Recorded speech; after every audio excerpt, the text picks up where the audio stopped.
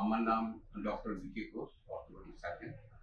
এখানে দুটো জিনিস করা হয়েছে। একটা হচ্ছে অস্টিওআর্থ্রাইটিসে, নি জয়েন্ট অর্থোপেডিক্সে দুটো পয়েন্ট আছে। একটা হচ্ছে কি করা উচিত না অস্টিওআর্থ্রাইটিসে নি জয়েন্টে, এবং কি করা উচিত এবং কি করা উচিত না। কি করা উচিত তার মধ্যে হচ্ছে কি আপনি প্রথম কথা হচ্ছে ব্যথা যদি কম থাকে এক্সারসাইজ রেগুলার করবেন, এক্সারসাইজ একদম বাদ দেবেন না। কোনো অর্থোপেডিক্সে কোনো অস্টিওআর্থ্রাইটিস যে ওষুধ আপনি যে খাচ্ছেন সেটাকে কন্টিনিউ রাখবেন। প্লাস হাঁটু ভাঁজ করে কি করা বসবেন না। দ্বিতীয় হচ্ছে কি সবকিছু খাওয়ার কোনো রেস্ট্রিকশন নেই, কিন্তু একমাত্র সুগার পেশেন্টকে একটা রেস্ট্রিকশন করে খেতে হবে, আর এক্সারসাইজটা রেগুলার করতে হবে। এটা আপনাকে মেন ওষুধ হচ্ছে এক্সারসাইজ করা।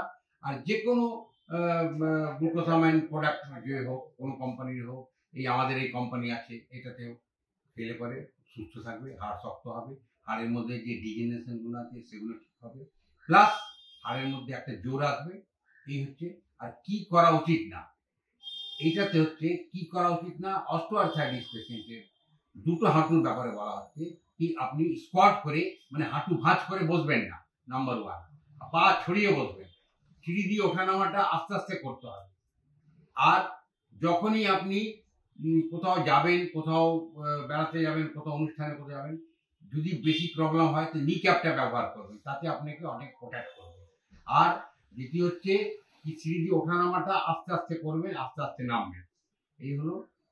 আর আপনার এই হলো, এইগুলো আপনি মেনে চলবেন, দেখবেন ভবিষ্যতে কোনো রকম প্রবলেম হবে না, এবং হাঁটু ভালো থাকবে, সুস্থ থাকবে। আর মাঝে মাঝে ক্যালসিয়ামটাও খাবেন যাতে হাড়গুলো শক্ত থাকে। আর অস্টিওপোরোসিস থাকলে পরে অস্টিওপোরোসিস ওষুধ খাবেন, আর অস্টিওআর্থ্রাইটিস থাকলে অস্টিওআর্থ্রাইটিস খাবেন। আর সিম্পল যদি অস্টিওপেনিয়া থাকে তাহলে সির্ফ ক্যালসিয়াম খাবেন, তাহলে আপনার হাড় শক্ত থাকবে, হাঁটু ভালো থাকবে। ধন্যবাদ।